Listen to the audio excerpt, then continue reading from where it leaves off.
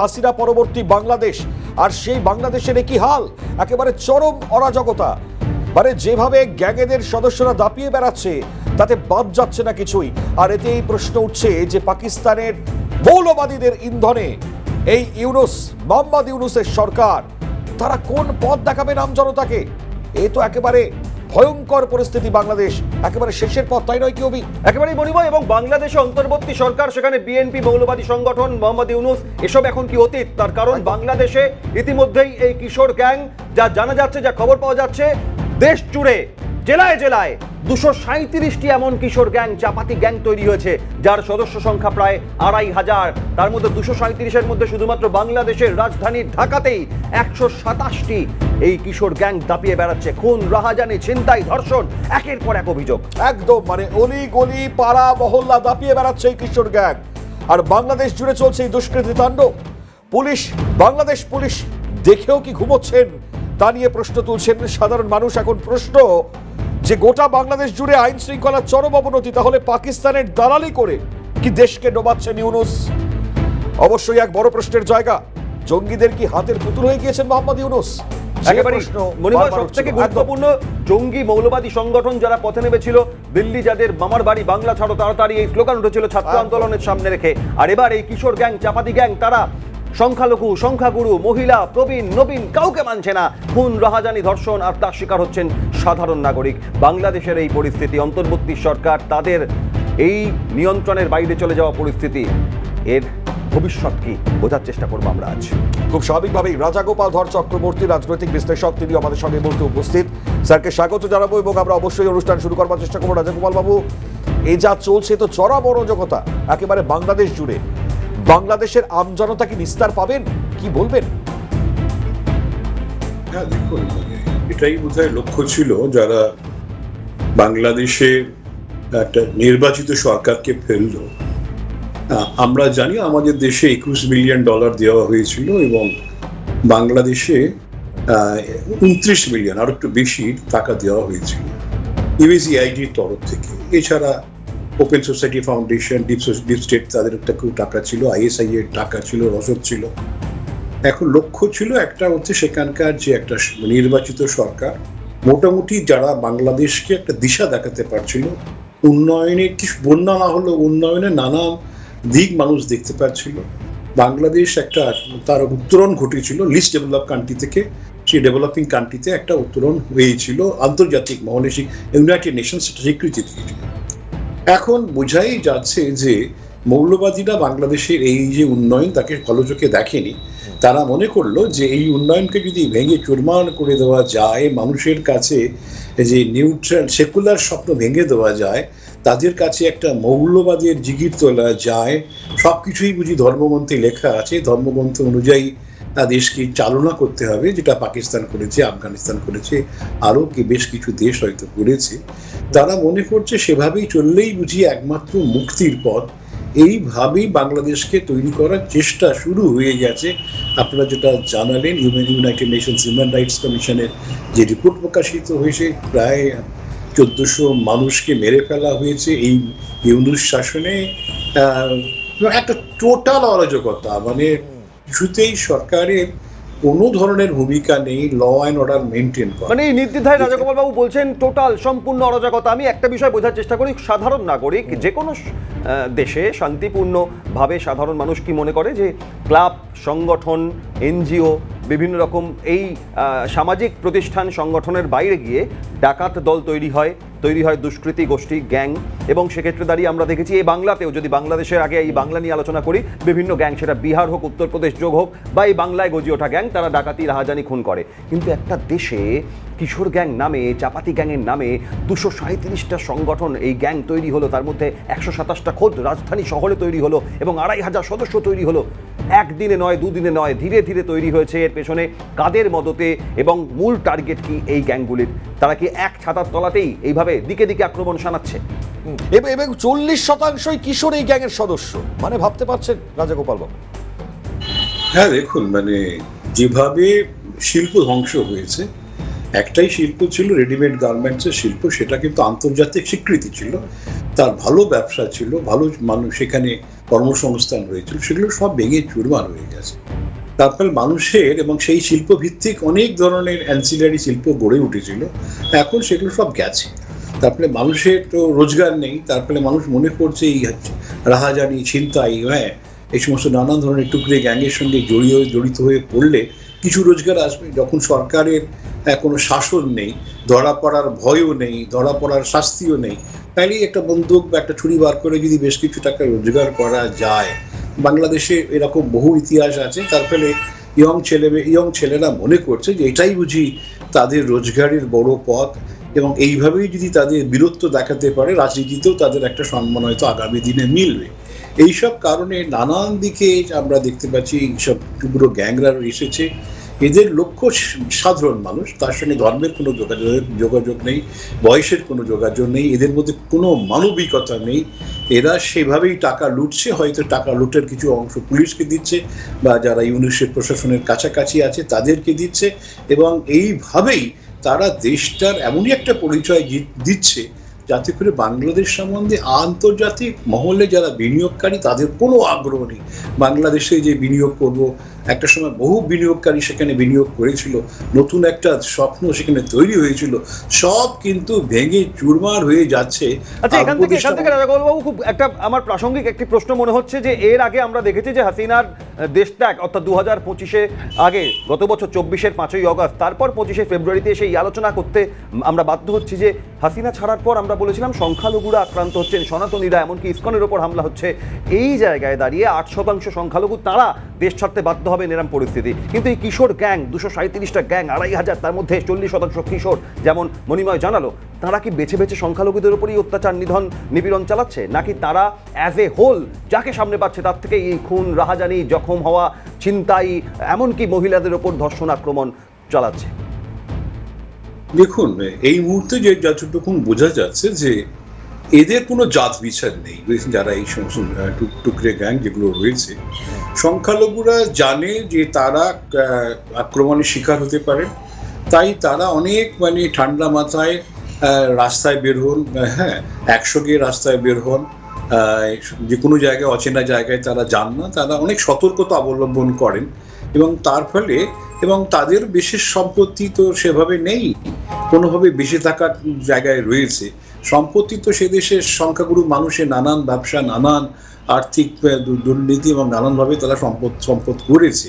সুতরাং আপনি যদি গ্যাংয়ের মাধ্যমে, লুটের মাধ্যমে বেশ কিছু টাকা করতে চান, আপনাকে তো সেই সমস্ত মানুষ যাদের অর্থ সম্বল রয়েছে তাদের উপরই আক্রমণ করতে হবে। এবং এরা হয়তো বেশ কিছু জায়গায় যেখানে সংখ্যালঘুরা রয়েছেন, বিত্তশালী রয়েছেন, অসহায় অবস্থায় রয়েছেন, তাদের উপর আক্রমণ করলো, কিন্তু এদের কিন্তু ওই জাত বিচার করে আমি নয়, এদের হচ্ছে রোজগার করা। কি করে সেই লুটেরাদের যে কাজ, লুটেরারা কখনো ওইভাবে দেখেন যার পয়সা। রাজাগোপাল বাবু, এই কিশোর গ্যাং আগে ছিল, কিন্তু এখন মোহাম্মদ ইউনূসের নেতৃত্বাধীন যে সরকার চলছে তাতে এই মাত্রাটারও ব্যাপকভাবে বেড়েছে, এবং তাদের হাতে যে সমস্ত অত্যাধুনিক অস্ত্রশস্ত্র রয়েছে সেটাই তো চাঞ্চল্য ছড়াচ্ছে। আম পাবলিকও সেই জায়গায় পড়ে যাচ্ছে আজকে হয়তো। হ্যাঁ, বাংলাদেশে যে ধরনের অস্ত্র ঢুকেছে আমরা দেখেছি ISI এর আসার ফলেতে, এবং প্রচুর অস্ত্র সেখানে এসেছে যেগুলো আফগানিস্তান, পাকিস্তানের হয়ে থাকেন। আমরা দেখছি পাকিস্তানি জাহাজ ঢুকছে, সেগুলো দিয়েও নানানভাবে নানান প্রক্রিয়ার মধ্যে দিয়ে অস্ত্র আসছে, এবং এই অস্ত্র চলে আসাটাই আপনারা লক্ষ্য করবেন। শেখ হাসিনা অভিযোগ করেছেন যে ধরনের গুলিতে আন্দোলনের সময় 400 মতন ছেলে মারা গিয়েছিল, তাদের অধিকাংশই নাকি পুলিশের গুলি নয়, র্যাপের গুলি নয়, সেনাবাহিনীর গুলি নয়। সুতরাং বোঝা যাচ্ছে বাইরের কোনো অস্ত্র সেখানে ঢুকে পড়েছে, এবং সেইগুলোকে নিয়েই বোধহয় তারা মানুষকে খুন করছে, এমনকি ভয় দেখানোর চেষ্টা করছে। এই মুহূর্তে যেটা বোঝা যাচ্ছে যে কেবলমাত্র সংখ্যালঘু নয়, তারা কিন্তু যে কোনো জায়গায় ল অ্যান্ড অর্ডার যদি না থাকে, দেশে একেবারেই ল অ্যান্ড অর্ডার নেই, দেশে প্রশাসন বলে কিছু নেই, তার ফলে জোর যার মুলুক তার, এটাই হচ্ছে যে নিয়ম। কিন্তু এর প্রেক্ষিতে রাজাগোপাল বাবু, একটা বিষয় আমরা লাগাতার ধারাবাহিকভাবে দেখেছি, শুধুমাত্র গত 1 সপ্তাহ 2 সপ্তাহ বা 1-2 মাস নয়, গত কয়েক মাস ধরে বাংলা থেকে শুরু করে উত্তর পূর্ব ভারতের বিভিন্ন রাজ্য, ত্রিপুরা, আসাম, এমনকি গোটা দিল্লি দখলের হুমকি, হুঁশিয়ারি, ভারতকে বারবার সমঝে দেওয়া, পাকিস্তানের থেকে সামরিক প্রশিক্ষণ নেওয়া, করাচির মাধ্যম বাণিজ্য পথে অস্ত্র আনা। একদম। এবার তো সেই লড়াইটা ভারতের সঙ্গে নয়, বাংলাদেশের অভ্যন্তরে নিজেদের এই শত্রুদের মোকাবিলার জন্যই ইউনুসকে প্রশিক্ষণ নিতে হবে, এমন পরিস্থিতি তৈরি হচ্ছে, বা মৌলবাদীরা নিজেরাই ভয় পাচ্ছে এই কিশোর গ্যাংকে। হ্যাঁ দেখুন, এই নয় যে তারা ভারতের উপরে যে আক্রমণ মানে আতঙ্কবাদী ঢুকিয়ে দেওয়ার যে চেষ্টা সেটা বন্ধ করেছে তা কিন্তু নয়, সেটা কিন্তু করে যাচ্ছে। আপনারা দেখেছেন আমাদের সিকিউরিটি অ্যাডভাইজার দোভাল এসেছিলেন এবং চিকেন নেকি যে বাংলাদেশের যে সরকারের তরফে, এখানকার আর্মির তরফে বা আইএসআই এর তরফে যে ধরনের ভাবনা চিন্তা রয়েছে চিকেন নেকের সেই এলাকাগুলো দখল করা, এবং সেখানে তো আর শুধু হাতে করা যায় না, অস্ত্র শস্ত্র গোলা বারুদ নিশ্চয়ই তারা কোথাও মজুদ করেছে, সেভাবেই তারা এগোচ্ছে। এই পরিকল্পনা কিন্তু যে তারা ছেড়ে দিয়েছে তা নয়। তাহলে কিন্তু আমাদের নিঃসন্দেহে আমাদের মিলিটারি ইন্টেলিজেন্সের খবর ছিল, মিস্টার দোভাল এসেছিলেন, ভারতবর্ষ কী করতে পারে তারও পরিকল্পনা তৈরি হয়েছে। এখন এটা ছাড়াও এখন ব্যাপারটা হচ্ছে 17 কোটি 18 কোটির দেশ, সেখানে মানুষের যদি রোজগার না থাকে তাহলে মানুষ তো এই ধরনের, এবং ল অ্যান্ড অর্ডার যদি না থাকে, রোজগার না থাকলে আপনি যেটা যেভাবে রাজাগোপাল বাবু, আইন শৃঙ্খলার পরিস্থিতি যদি এবার হাতের নাগালের বাইরে চলে যায়, যা অবস্থা আমরা দেখতে পাচ্ছি যে অরাজকতা চলছে বাংলাদেশে, তাহলে পরে তো মৌলবাদীরা দাপিয়ে বেড়াবেন। আর অন্তর্বর্তী সরকার মোহাম্মদ ইউনূসের রাজত্বকালে তা তো কন্টিনিউয়াস হচ্ছে, পাকিস্তানের দালালি করে আর কতদিন? হ্যাঁ দেখুন, মৌলবাদীরা যে জায়গায় চলে গেছে, মৌলবাদীদের মধ্যে তো একটা গ্রুপ নেই। কেউ কেউ বলছিল 5ই আগস্ট সাথে স্বাধীনতা দিবস, আর একটা গ্রুপ তৈরি হয়েছে, তারা বলছে না দেশ এখনো স্বাধীন হয়নি। যতক্ষণ না ধর্মগ্রন্থের ভিত্তি করে কোনো সমাজ তৈরি হবে, যতক্ষণ না শরিয়াতের ভিত্তি করে আইন তৈরি হবে, হ্যাঁ ততক্ষণ পর্যন্ত তাদের নাকি স্বাধীনতা আসছে না। অর্থাৎ একেবারে কি হচ্ছে, কি আসছে, কি আসবে, এই পরিস্থিতির দিকে নজর থাকবে। রাজাগোপাল বাবু সঙ্গে থাকুন। মণিময় আমাদের সঙ্গে এই মুহূর্তে সরাসরি। মণিময়, আমরা যাব বাংলাদেশ থেকে, সেখানকার একজন সাধারণ নাগরিক মণি কর্মকার আমাদের সঙ্গে সরাসরি রয়েছেন। এই পরিস্থিতি, বাংলাদেশের এই ছারখার পরিস্থিতি মণি কর্মকারের কাছ থেকে বোঝার চেষ্টা করব। স্বাগত আপনাকে। প্রথমেই জানতে চাইব যে অন্তর্বর্তী সরকার গঠন হওয়ার পর গত 6 মাস অতিক্রান্ত, এবং তারপর এই পরিস্থিতি কোথায় দাঁড়িয়ে, যেখানে আজ আলোচনা হচ্ছে কিশোর গ্যাং দাপিয়ে বেড়াচ্ছে, ছিনতাই, রাহাজানি, ধর্ষণ, লুট চলছে। মণি, কি দেখছেন আপনাদের চোখে? ধন্যবাদ এবং নমস্কার। আমি মণি কর্মকার, আমি বাংলাদেশ থেকে বলছি। হ্যাঁ, আমাদের বর্তমান যে অবস্থা, আমাদের ডক্টর ইউনূস আমাদের সংস্কার করতে চেয়েছিল, সত্যি উনি অনেক সংস্কার করেছে। যেমন আজকে আমাদের মাঝে কোনো স্বাধীনতা নেই, রাস্তাঘাটে চলাফেরা করতে পারতেছি না, আমাদের কোনো স্বাধীনতা নেই, আমরা কথা বলতেও আমরা স্বাধীন, আমরা স্বচ্ছ বোধ করতে পারতেছি না, আমরা আমাদের স্বাধীনভাবে কথা বলতে পারতেছি না, স্বাধীনভাবে চলাফেরা করতে পারতেছি না, রাস্তাঘাটে নারীদেরকে দর্শন করা হচ্ছে, আমরা কোনো বিচার পাচ্ছি না, আমরা কি বলবো, আপনাদের বলার কোনো ভাষাই পাচ্ছি না, আমরা কোথাও ঠিক মতো যেতে পারছি না, কোনো স্বাধীনতা আমাদের মাঝে নেই। কিছুদিন আগেও আমাদের এখানে 2 জন নারীকে দর্শন করেছে আমাদের বাসে, কিন্তু আমাদের আইন আমাদের পাশে এসে দাঁড়াচ্ছে না। কারণ হ্যাঁ, আমাদের মাননীয় প্রধানমন্ত্রী আমাদের পুলিশের কি ভূমিকা? জি বলুন। পুলিশের কি ভূমিকা দেখছেন সেখানে? না, পুলিশ আমাদেরকে কোনো নিরাপত্তা দিচ্ছে না, আমরা পুলিশের কাছে নিরাপত্তা নই। পুলিশ কখনো আমরা যখন বিপদে পড়ি, পুলিশ আমাদের পাশে এসে দাঁড়াচ্ছে না। উনি তো দর্শকের মতো তারা তাকিয়ে থাকে, ওর দর্শকের মতো তাকিয়ে থেকে আমাদেরকে শুধু দেখছে, আমরা নির্যাতিত হচ্ছি, প্রত্যেকটা জায়গাতে সাধারণ মানুষ নির্যাতিত হচ্ছে। মণি, এইখান থেকে আমি একটা বিষয় বোঝার চেষ্টা করি যে জুলাইয়ে যখন কোটা সংস্কারের দাবিতে বাংলাদেশ জুড়ে ছাত্র আন্দোলন এবং সেখানে শোরগোল পড়ে গেল গোটা বিশ্বব্যাপী, সেই জুলাইয়ের আগে আমি যদি 2024-এর জানুয়ারি, ফেব্রুয়ারি, মার্চ, এপ্রিল, মে এই সময়টার দিকে তাকাই, জুলাইয়ে ছাত্র আন্দোলন অগস্টের গোড়ার দিক পর্যন্ত, এবং তারপর হাসিনার দেশ ছাড়া, তারপর অগস্টের পর থেকেই 2025-এর ফেব্রুয়ারি, কোন সময়টা, অর্থাৎ হাসিনার সেই সরকারের আমল, নির্বাচিত হয়ে সদ্য আবার ক্ষমতায় আসার পর, নাকি জুলাইয়ে ছাত্র আন্দোলনের সময়কালীন ওই বিষয়টা? আন্দোলনের নাম ছিল ছাত্র আন্দোলন, কিন্তু তার পেছনে অনেক অভিসন্ধি চক্রান্ত ছিল, উঠে আসছে এখন ছবিটা। আর তারপর এখন যে ফেসটা যাচ্ছে বাংলাদেশে, কোনটা বেশি ভয়ঙ্কর বা উদ্বেগের?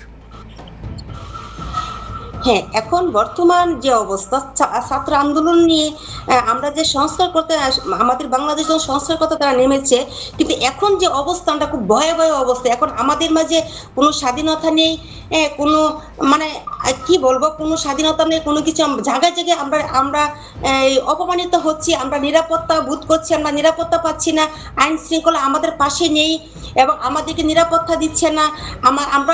আমরা যদি আমাদের স্বাধীনভাবে একটা কথা বলার চেষ্টা করি, সে কথাটুকু মুখ থেকে তারা কেড়ে নিচ্ছে, কেড়ে নিয়ে আমাদেরকে অ্যারেস্ট করতেছে, আমরা সে স্বাধীনভাবে কথা বলতে পারতেছি না।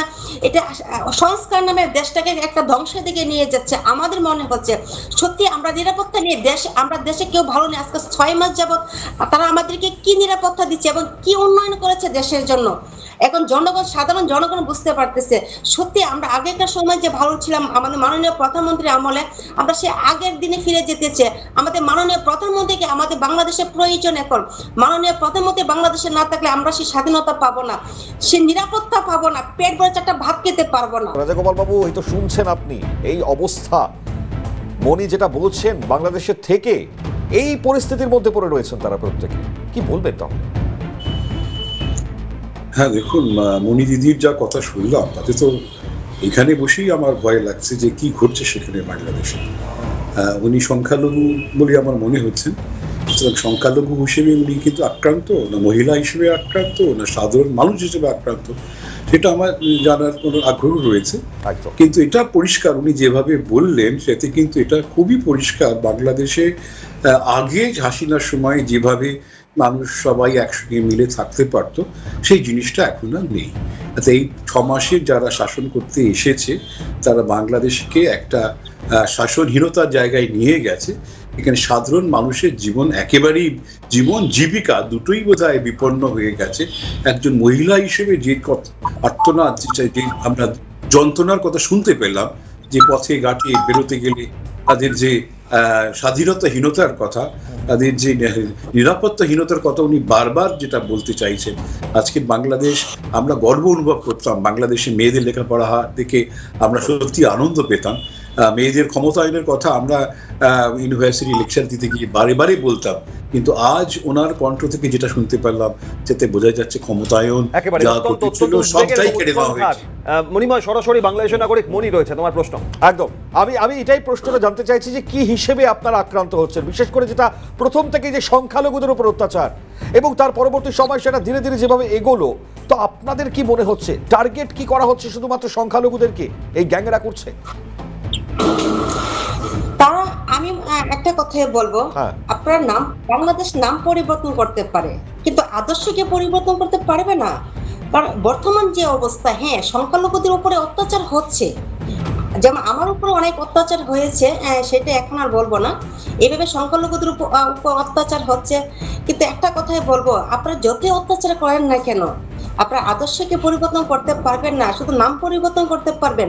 আপনারা বর্তমান, হ্যাঁ আপনারা সংস্কার করতে চেয়েছিলেন, আমরা সংস্কার চাই, আমরা বাংলাদেশের উন্নয়ন চাই। বাংলাদেশের উন্নয়ন মানে এটা নয় যে বাংলাদেশের মানুষের উপরে অত্যাচার করবে, নির্যাতন করবে, স্বাধীনতা কেড়ে নিবে। তারা আমাদের স্বাধীনতা কেড়ে নিচ্ছে, আমাদের উপর অত্যাচার করছে, নির্যাতন করছে। এটাকে আমরা সংস্কার হিসেবে আমরা দেখি না, এটাকে সংস্কার করা হচ্ছে না, সংস্কার নামে আমাদের উপর অত্যাচার করা হচ্ছে। আমরা চাই না, আমরা বাংলাদেশের পরিবর্তন চাই। আমরা চাই বর্তমান যে অবস্থা, বাংলাদেশ মাননীয় প্রধানমন্ত্রীর আমলে যে উন্নয়নটা ছিল, যে আমরা স্বাধীনতা পেয়েছি, সেই স্বাধীনতা চাই। কিন্তু মনি, এখান থেকে যে পরিবর্তন চাইছেন আর যে পরিস্থিতি হয়ে রয়েছে, এই পরিবর্তন, এটা তো কোনো ম্যাজিক নয়, এটা একটা প্রসেস, এটা একটা প্রক্রিয়ার মধ্যে হতে পারে। তা সেক্ষেত্রে দাঁড়িয়ে কি এমন পদক্ষেপ করা প্রয়োজন বাংলাদেশের অন্তর্বর্তী সরকারের হোক বা আপনারা ভারতের কাছ থেকেও বা কি আশা করেন, সব মিলিয়ে কিভাবে হতে পারে এই পরিবর্তন বলে মনে করছেন? মানে কিভাবে ভালো থাকবেন আপনারা? আমরা ভালো থাকবো, আগে আমরা যেভাবে ভালো ছিলাম। আমাদের বর্তমান অবস্থা, বাংলাদেশটাকে ভালো রাখতে গেলে আমাদের মাননীয় প্রধানমন্ত্রীকে বাংলাদেশে প্রয়োজন। বাংলাদেশে এখন 75% মানুষ মাননীয় প্রধানমন্ত্রীকে চাচ্ছে। উনি ছাড়া আমাদের বাংলাদেশ কখনোই নিরাপদ থাকবে না। আমাদের নিরাপত্তার জন্য মাননীয় প্রধানমন্ত্রীকে প্রয়োজন। কারণ আসলে এটা আমাদের কথা না, আমাদের মতো হাজার হাজার সাধারণ মানুষের কথা একটাই, যে আমরা আগের জায়গায় ফিরে যেতে চাই। কারণ আমরা 5 মাস তো আমরা দেখেছি, 6 মাস আমরা দেখেছি, আমরা কোনো পরিবর্তন পাইনি। আমরা কি পেয়েছি? অত্যাচার পেয়েছি, নির্যাতন পেয়েছি। আজকে আমি আপনাদের সামনে কথা বলতেছি, হয়তো কালকে দেখবেন আমারও মামলা হয়ে গেছে, আমি অ্যারেস্ট হয়ে গেছি। কারণ আমাদের তো স্বাধীনতা নিয়ে কথা বলার মতো, আপনি একেবারে দেখেন, মারাত্মক উৎকণ্ঠা, আজ কথা বলছেন বলে কাল পদক্ষেপ হতে পারে তার মারাত্মক অভিযোগ, বিরুদ্ধে। একেবারে অনেক ধন্যবাদ রাজাগোপাল ধর চক্রবর্তী এবং মণি কর্মকার, সরাসরি ছিলেন বাংলাদেশের নাগরিক। ভালো থাক তারা, এই প্রত্যাশা রাখবো মণিময়। একদম তাই। তো আজকে সময় নেই, তবে একটাই শেষ পর্যন্ত পরিস্থিতি যে আইন শৃঙ্খলা কোন জায়গায় গিয়েছে আপনারা নিজেরা দেখতে পাচ্ছেন। এখন ভারতের তরফ থেকে পরবর্তীতে কোনো পদক্ষেপ থাকবে কিনা এই ক্ষেত্রে দাঁড়িয়ে তার দিকে নজর থাকবে। এখানে শেষ করছি জিরো আওয়ার। আমি আর রবি বিদায় নিচ্ছি। অন্যান্য সব খবরের জন্য আপনাদের নজর থাকবে। ক্যালকাটা নিউজে।